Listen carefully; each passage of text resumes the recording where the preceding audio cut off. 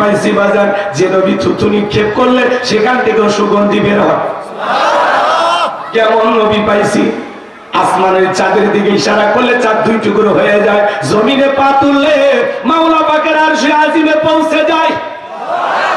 যেই ছাগলের স্তনে দুধ নাই, নবীজির হাতটা লেগে গেলে দুধে পরিপূর্ণ হয়ে যায়। যেই খাবার 2-3 জন মানুষ খাবে, সেই খাবারে যখন নবীজির হাতটা লেগে যায়, শত শত মানুষ খাবার খেয়েও যেমন খাবার তেমনি থাকে। একটু চিল্লা বলেন সুবহানাল্লাহ। কেমন নবী পাইছি? নবীর সম্মান মর্যাদা নিয়ে কতক্ষণ আলোচনা করবো বাজার, সারাটা জীবন চলে যাবে তবু আলোচনা শেষ হবে না। যেই নবীর চেহারা দিকে তাকাইলে ক্ষুধা নই বাড়ানো হয়ে যায়, সেই নবীর কাছে হযরত বেলাল কত মনে আছে না নাই?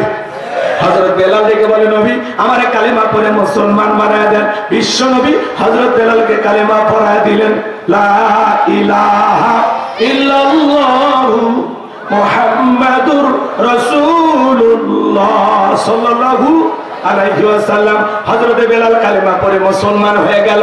আমার নবী দেখে বলে, বেলাল ইসলামের অবস্থা কোন ভালো না, কালেমা পড়েছো আপাতত প্রকাশ করা যাবে না। আপনারাই বলেন তো বাজার, ইসলামের অবস্থা কি সব সময় ভালো থাকে? আজও তামাম পৃথিবীর দিকে তাকায় দেখেন, তামাম পৃথিবীর জালেম বেঈমানরা ঐক্যবদ্ধ হয়েছে ইসলাম আর মুসলমানকে মুছে ফেলার জন্য। কথা বলে ঠিক কি না?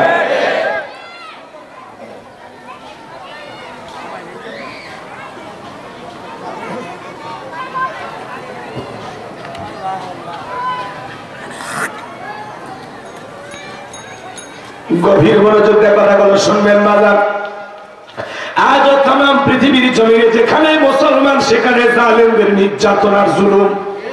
ফিলিস্তিনের জমিনে আজও মুসলমানের রক্ত নিয়ে খেলা করে নেতানিয়াহু। কথা বলে না? মনে রাখবেন, আজকে তামাম পৃথিবীর যে সমস্ত জালেম বেঈমানেরা মুসলমানের রক্ত নিয়ে খেলা করতেছে, আজও কাল হোক পৃথিবীর মানচিত্র থেকে নমরুদ ফিরাউনের মতো ওই জালেমদের একদিন পতন হবে। এই পৃথিবীর জমিনে কোন জালেমের ক্ষমতা চিরস্থায়ী হতে পারে? হতে পারে? আমার ভাইরা, আজও তাকায় দেখেন, কাশ্মীরে মুসলমানের রক্ত নিয়ে খেলা করা হয়, চীনের উইঘুরে মুসলমানদেরকে হত্যা করা হয়, চীনের মুসলমানদের মসজিদগুলো ভেঙে দেওয়া হচ্ছে। 2.5 কিলোমিটারের মধ্যে বেশি মসজিদ তারা থাকতে দেবেন, 2.5 কিলোমিটারের মধ্যে একটা মসজিদ থাকবে। ভারতে আজও গরু গোশত খাওয়ার অপরাধে মুসলমানদেরকে হত্যা করা হয়।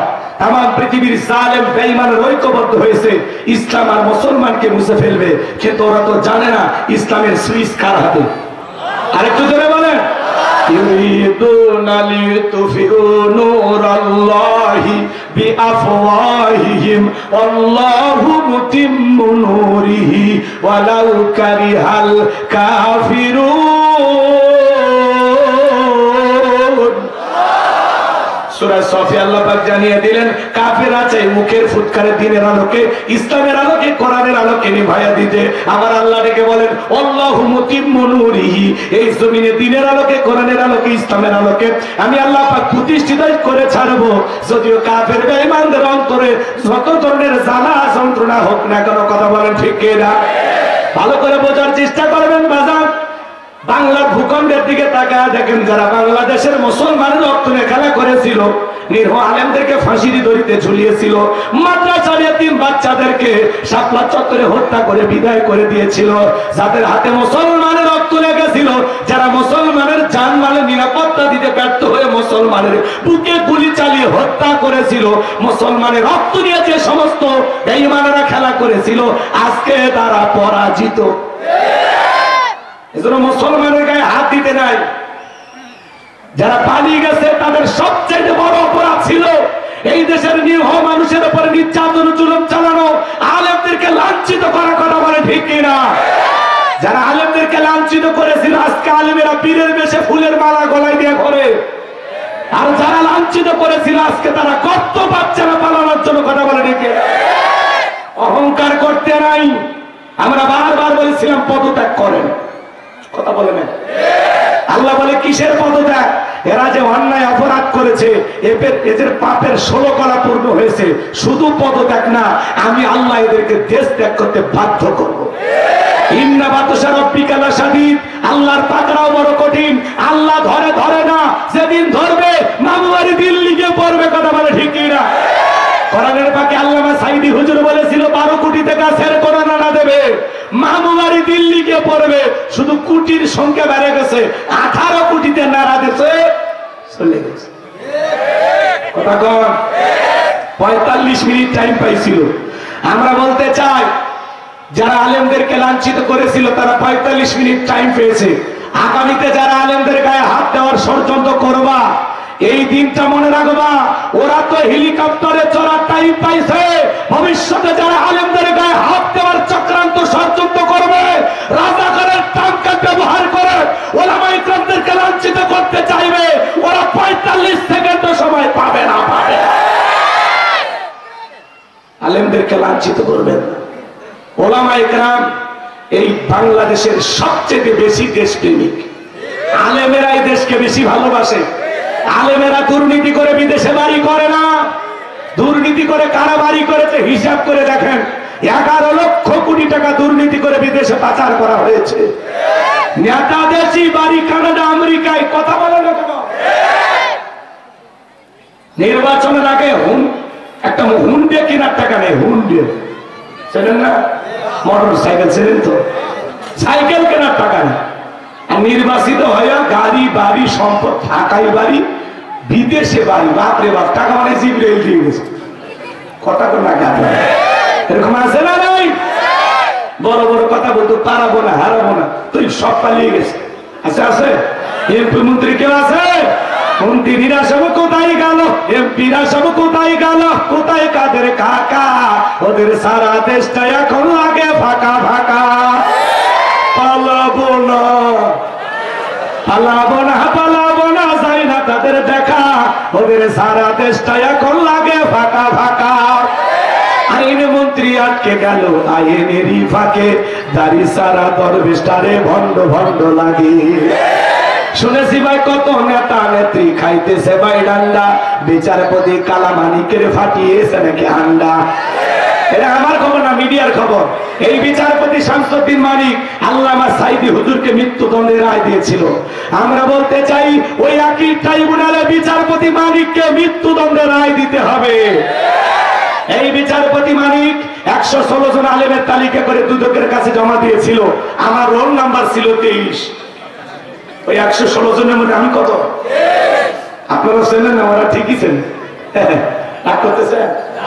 যারা আলেমদের তালিকা করেছিল আজকে বিনা তালিকায় জেলখানা। কার খেলা? কার খেলা?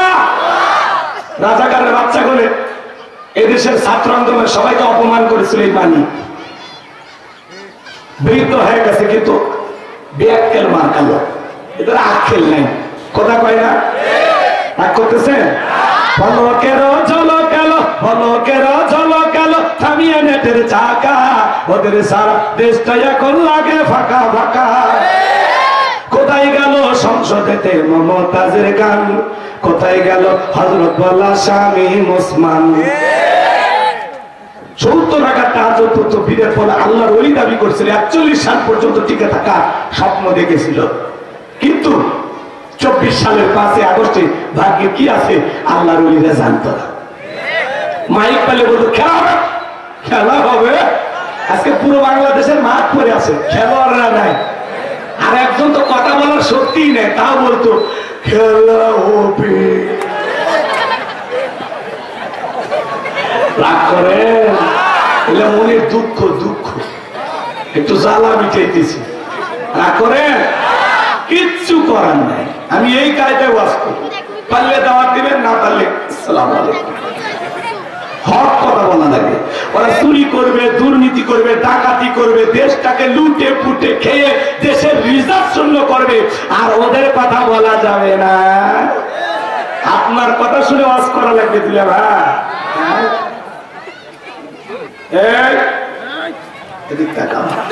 কষ্ট হচ্ছে নাকি আপনাদের?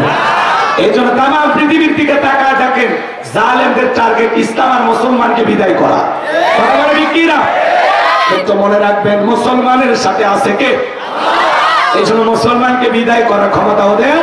নাই, সামনের দিকে যাই। আমি যে কথা বলতে চাচ্ছিলাম, নবী আমার দিকে বলে বেলাল ইসলামের অবস্থা কোন ভালো না, কালেমা পড়েছো আপাতত প্রকাশ করা যাবে না। হযরতে বেলাল দিকে বলে নবী গো আমার জীবনের কোনো দাম নাই, আমার গরিব ওমাইকে বলেছিলাম উর্তুম্বা ছাগল পেশাব পায়খানা করে দেয়, এই ঘরে থাকতে আমার বড় কষ্ট কই। ওমাই ডেকে বলে বেলাল, বেলাল রে উর্তুম্বা ছাগলের দাম আমার কাছে আছে, কিন্তু তোর মতো কালো হাসি বেলালের দাম আমার কাছে নাই। জোরে কন্যা নাউজুবিল্লাহ। আপনি শুধু দোয়া করে দেন মৃত্যু পর্যন্ত যেন আমি কালেমার পথে টিকে থাকতে পারি। হযরত বেলাল চলে গেলেন।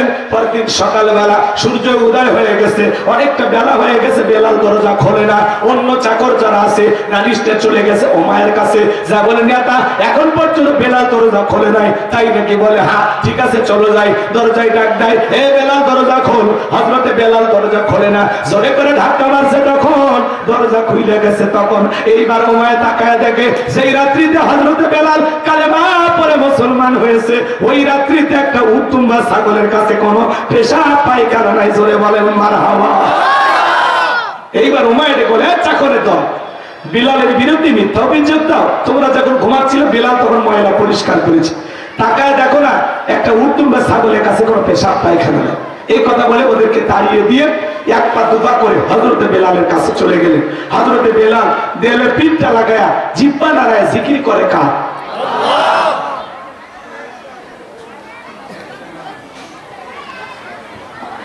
এইবার ওমায়ের কাছে যে হালকা করে একটু ধাক্কা মারছে, হযরতে বেলালের জবান দিয়ে কালেমার আওয়াজ বের হয়েছে। সুবহানাল্লাহ বলে।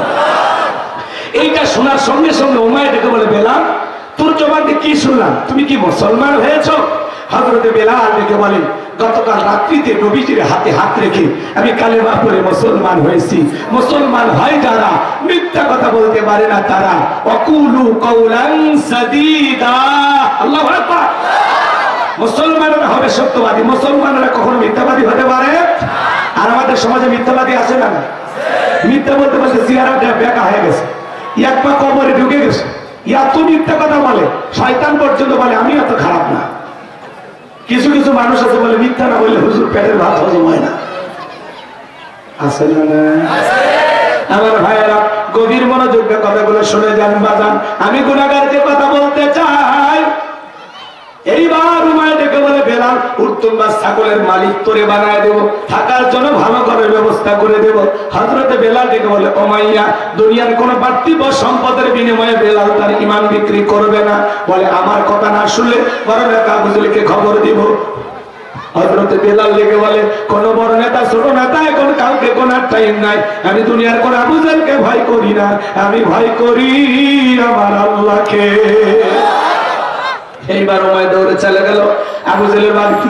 যা বলে নেতার সংবাদ খুব খারাপ। কি হয়েছে? বলে আমার বাড়ি কি দোদাস বেলাল কালেমা পড়ে মুসলমান হয়েছে, তাই নাকি? বলে হ্যাঁ ঠিক আছে যাও। আবু জেলের সাঙ্গ পাঙ্গ ক্যাডার মাস্তান ছিল, বিশেষ বাহিনী ছিল, যাদের কাজই হলো মুসলমানদের রক্ত নিয়ে খেলা করা। আজও তাম পৃথিবীর দিকে তাকায় দেখবেন জালেমদের বিশেষ বাহিনী থাকে, যাদের কাজই হলো টুপিওয়ালা দাড়িওয়ালা আলেমদের উপর নির্যাতন জুলুম চালানো। ওই বিশেষ বাহিনীর কাজই হলো টুপিওয়ালা দাড়িওয়ালাদেরকে কষ্ট দাও। আবু জেলের এই বিশেষ বাহিনী নিয়ে আবু জেল হাজির হয়ে আসলো ওমায়ের বাড়িতে। হাজির হয়ে দেখে বলে বেলাল এইদিকে এসব কি শুনছি, তুমি নাকি আব্দুল্লাহর বেটা মুহাম্মদ সাল্লাল্লাহু আলাইহি সাল্লামের দলে নাম লেখাইছো? বেলাল আমি দেখো তোমার পার্সোনাল ভাবে মহব্বত করি, আমি তোমাকে কিছু কথা বলবো তুমি শোনো। বেলাল তুমি যদি চাও উর্তুম্বা ছাগলের মালিক আমরা তোমাকে বানায় দেবো। তুমি যদি চাও ব্যবসা বাণিজ্য করবা, দিরহাম টাকা পয়সা যা লাগে সব দেবো, তোমার জন্য ভালো ঘরের ব্যবস্থা করে দেবো। তুমি চাইতে দেরি, তোমার চাহিদা পূরণ করতে আমরা দেরি করবো না। এবার তুমি বলো রাজি কিনা? শর্ত একটাই, আব্দুল্লাহর বেটা মুহাম্মদ সাল্লাল্লাহু আলাইহি সাল্লামের ধর্ম ত্যাগ করে আবারও আমাদের ধর্মে ফিরে আসতে হবে। হযরত বেলাল দেখে বলে আবু জেল রে দুনিয়ার সব সম্পদ যদি আমি বেলালকে দিতে চাও, দুনিয়ার সব সম্পদ ছাড়তে রাজি, কিন্তু বিশ্ব নবীর কালেমা ছাড়তে রাজি নাই। চিৎকার মেরে বলুন সুবহানাল্লাহ। বেলালের মতো যারা খাঁটি ইমানদার এদেরকে টাকা দিয়ে কেনা যায় না। মুনাফিক মার্কা মুসলমান যারা টাকার কাছে বিক্রি হয়, তারা টাকা যেদিকে ওদের ফতুয়া সেই দিকে, টাকার জোরে ফতুয়া ঘোরে। কথা ক্লিয়ার না ভেজা? টাকা পাইলে বাতিলের পাঁচাটা গোলাম হয়। কথা বলেন আছে না নাই?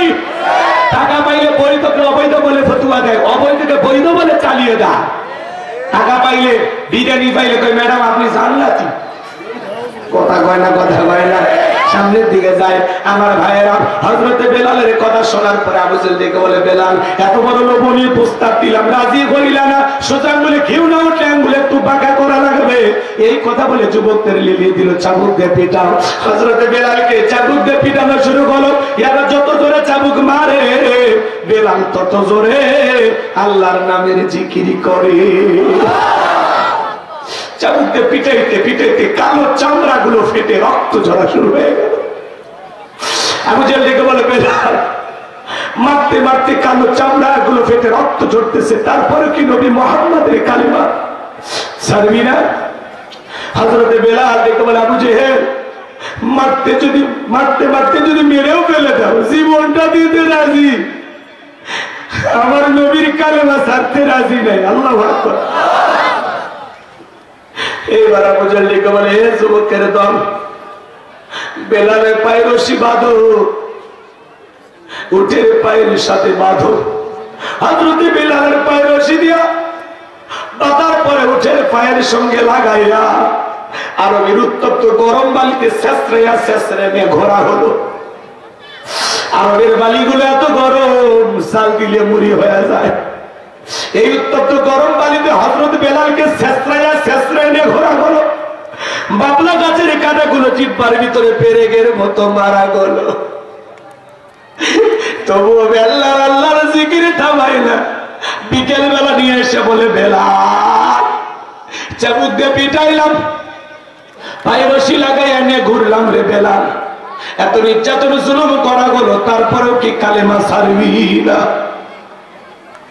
হযরতে বেলাল দেখে বলে, আবু জেহেল মারতে মারতে যদি মেরা ফেলে দাও, জীবনটা দিতে রাজি, নবীজির কালেমা ছাড়তে রাজি না। এইবার আবু জেহেল ডেকে বলে, যাও যুবকের দল যাও, বিশাল বড় একটা পাথর নিয়ে আসা বেলালের বুকের উপরে চাপায়া দাও, হাত বাঁধা পা বাঁধা, বুকের উপরে বিশাল বড় একটা পাথর চাপায়া দিয়া। আবু জেহেল মনে করলো পাথরের চাপার আঘাতে বেলাল মারা যাবে। এই কথা ভেবে কাফেররা চলে গেল। হযরতে বেলালের বুকের উপরে পাথর, রক্তাক্ত জিহ্বা, এর উপরে জিহ্বা নাড়ায় জিকির করে কার? আপনাকে আমাকে তো জিকিরি করার জন্য কয়, মারে না, ধমক দেয় না, পিটায় না, তবু আমরা কপাল করে আল্লাহর জিকিরি করি না।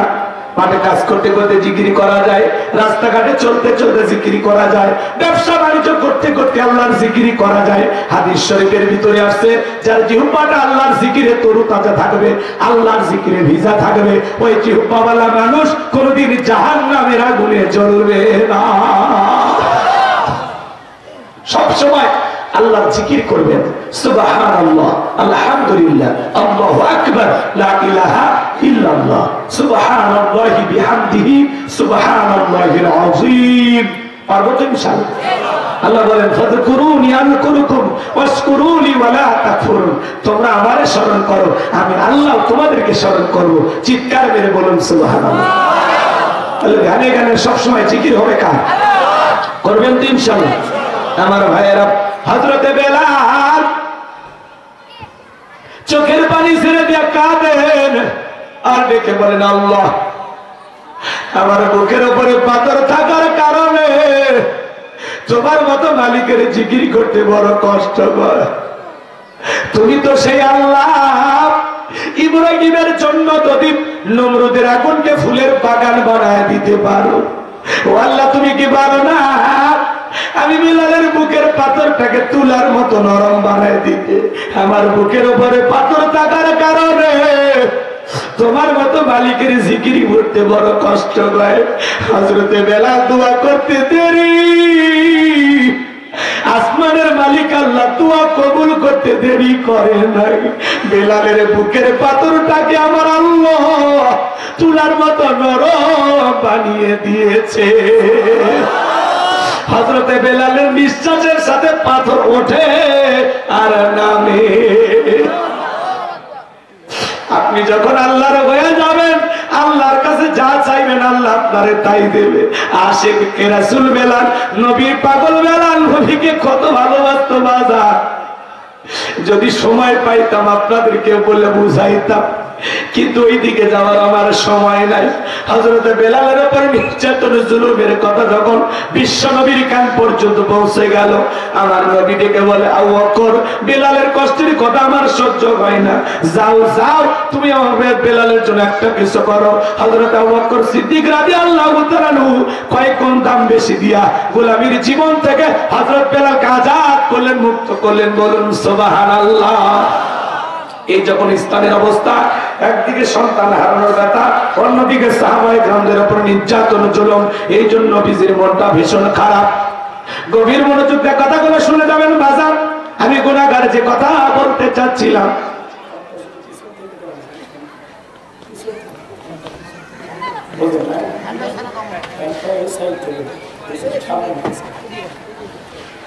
আমার ভাইয়েরা,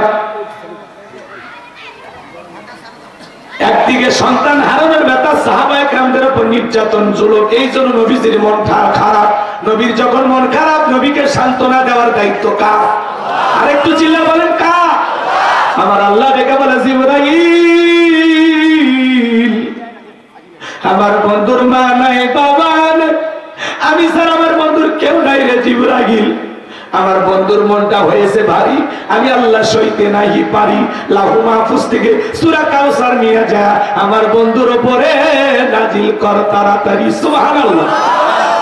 আমার নবী ডেকে বলে, আনাস, আমার মনটা কেন খারাপ তোমরা জানো কি? তোমার মুস্কি হাসি দেওয়ার কারণ হলো এই মাত্র আসমান থেকে জিবরাইল এসে আমার উপরে সূরা কাউসার নাজিল করলো। বলুন সুবহানাল্লাহ। বিশ্বনবী তখন মুস্কি মুস্কি হাসলেন আর সাহাবায়ে কেরামদেরকে শুনিয়ে দিলেন, ইন্না আ'তাইনাকাল কাউসার ফাসাল্লি লিরাব্বিকা ওয়ানহার ইন্না শানিয়াকা হুয়াল আবতার। আল্লাহু আকবার। আল্লাহ তাআলা জানিয়ে দিলেন, ইন্না আ'তাইনাকাল কাউসার। আল্লাহু আকবার। আল্লাহ তাআলা জানিয়ে দিলেন, অবশ্যই আমি আল্লাহ পাক আপনাকে হাউজে কাউসার দান করেছি। সুবহানাল্লাহ। ইন্না আ'তাইনাকাল কাউসার, নিশ্চয়ই আমি আল্লাহ পাক আপনাকে হাউজে কাউসার দান করেছি। এই হাউজে কাউসার আল্লাহ পাক পৃথিবীর অন্য কোনো পয়গম্বরকে দান করেন নাই। আপনার আমার নবীকে আল্লাহ পাক হাউজে কাউসার গিফট করেছেন, হাউজে কাউসার দান করেছেন। এই হাউজে কাউসারের পানি দুধের মতো সাদা, মধুর চাইতে মিষ্টি, পানির চাইতে ক্লিয়ার। ওই কঠিন কিয়ামতের ময়দানে যেদিন বিচার দিবস কায়েম হয়ে যাবে, বিচার দিবসের একদিন হবে 50,000 বছরের সমান। যেদিন সূর্য হাত মাথার উপরে চলে আসবে, সূর্যের তাপে জমিনটা হয়ে যাবে তামার জমিন। কথা বোঝেন নাই মনে হয়? ওই কঠিন কিয়ামতের ময়দানে যেদিন পাহাড় পর্বত নদী নালা খাল বিল বিল্ডিং ইমারত কোনো কিছু থাকবে না। কুল্লু মান আলাইহা ফান, এই পৃথিবীর জমিনে যা কিছু দেখতেছেন কোনো কিছু থাকবে না। ওই কঠিন কিয়ামতের ময়দানে বেঈমানদের জিহ্বা ঝুলে আসবে নাভি পর্যন্ত। যেদিন মা তার সন্তানের পরিচয় দেবে না, স্বামী স্ত্রীর পরিচয় দেবে না, ভাই ভাইয়ের পরিচয় দেবে না। ওই কঠিন কিয়ামতের ময়দানে আল্লাহর আরশের ছায়া ছাড়া আর কোন ছায়া থাকবে না। ওই ছায়ার ভিতরে আল্লাহ পাক 7 শ্রেণীর মানুষকে ছায়া দান করবেন। এটা হলো কিয়ামতের ময়দানে আল্লাহ তৈরি করা ভিআইপি গ্যালারি। সেখান থেকে ওই 7 শ্রেণীর মানুষ কিয়ামতের ফাইনাল খেলা উপভোগ করবে। কিয়ামতের দিন হলো ফাইনাল খেলা। কি খেলা? রাগ করেন? সেদিন মানুষ দলে দলে পানি পানি বলে চিৎকার মারবে, আর দলে দলে মানুষ বিশ্ব নবীর দিকে আগাবেন। নবীজির হাতে হাউজে কাউসারে পানি পান করার জন্য দৌড়ে যাবেন। আল্লাহ পাক তখন কিছু মানুষের সামনে পর্দার আবরণ তৈরি করে দিবেন। কিছু মানুষের চোখের সামনে যখন পর্দার আবরণ তৈরি করে দিবেন, আমার নবী তখন ডেকে বলেন, আল্লাহ, আমি সংখ্যায় আমার অনেক উম্মতকে দেখতে পাইলাম, কেন জানি সংখ্যাটা কমে গেল। আমার আল্লাহ ডেকে বলে, বন্ধু, পাইকারি করে আপনি সবাইকে হাউজে কাউসারের পানি পান করাইতে পারবেন না। দুনিয়ার জীবনে 2টা অপরাধ করেছিল যারা, আজকে হাউজে কাউসারের পানি পাবে না তারা। কয়টা অপরাধ? জোরে বলেন কয়টা? ওই অপরাধ আপনার আমার ভিতরে থাকতে পারে কিনা? তাহলে কি সেই 2টা অপরাধ? যে 2টা অপরাধের কারণে হাউজে কাউসারের পানি পাওয়া যাবে না। আমি বলবো একটু অপেক্ষা করেন আমার ভাইয়েরা। বিশ্বনবীর কাছে যখন যাবেন হাউজে কাউসারের পানি পান করার জন্য